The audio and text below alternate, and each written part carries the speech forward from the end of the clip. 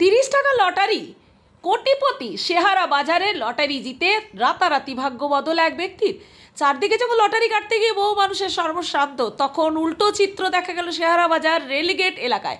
মঙ্গলবার রাত্রে মাত্র 30 টাকার লটারি, কোটিপতি এক ব্যক্তি। স্বপ্নের বাড়ি মানে স্বপ্ননীল কলোনি এবার বর্ধমান রেলওয়ে স্টেশন থেকে 6 কিলোমিটার এবং নবাহাট মোড় থেকে মাত্র 5 কিলোমিটার দূরত্বের মধ্যে ও সম্পূর্ণ মনোরম পরিবেশে আপনার স্বপ্নের বাড়ি বানিয়ে নিন। প্রতি কাঠা শুরু শুধুমাত্র 99,999 টাকা থেকে।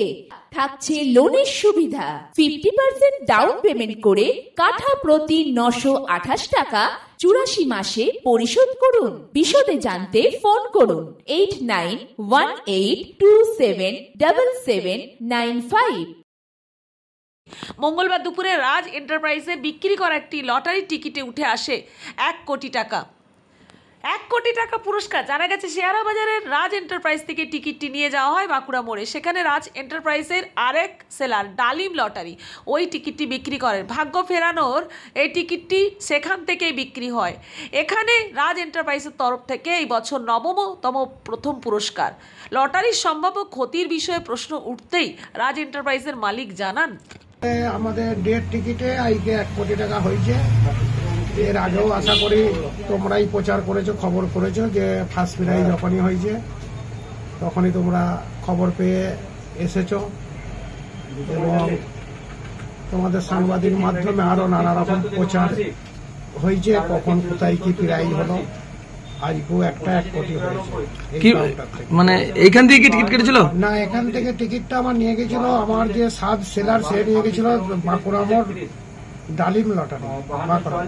এবার ওর কাছ থেকে কে নিয়ে গেছে সেটা জানি না, তবে আমাদের এখান থেকে ও নিয়ে গেছে। দাদা কত সেমের টিকিট ছিল? এটা 5 সেম টিকিট, যেটা হচ্ছে মূল্য 30 টাকা। 30 টাকার মাধ্যমে আজকে একজন ভাগ্যবান কোটিপতি হলো।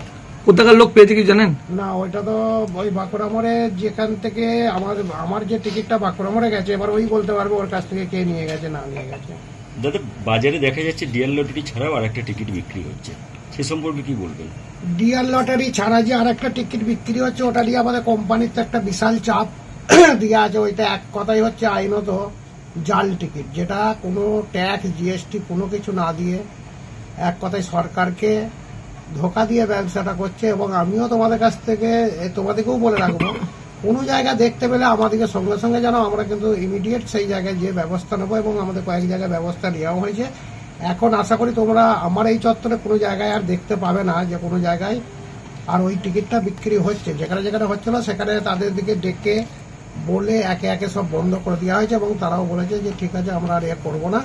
নাহলে আমাদের ওখানে বক্তব্য ছিল তোমরা যদি না শোনো না মানো তাহলে আমরা রিপোর্টার সাংবাদিক নিয়ে এসে কিংবা থানা থেকে স্টেপ নিয়ে তখন তোমাদের আরো আর কি বড় রকম আইনত ব্যবস্থা নেওয়া হবে।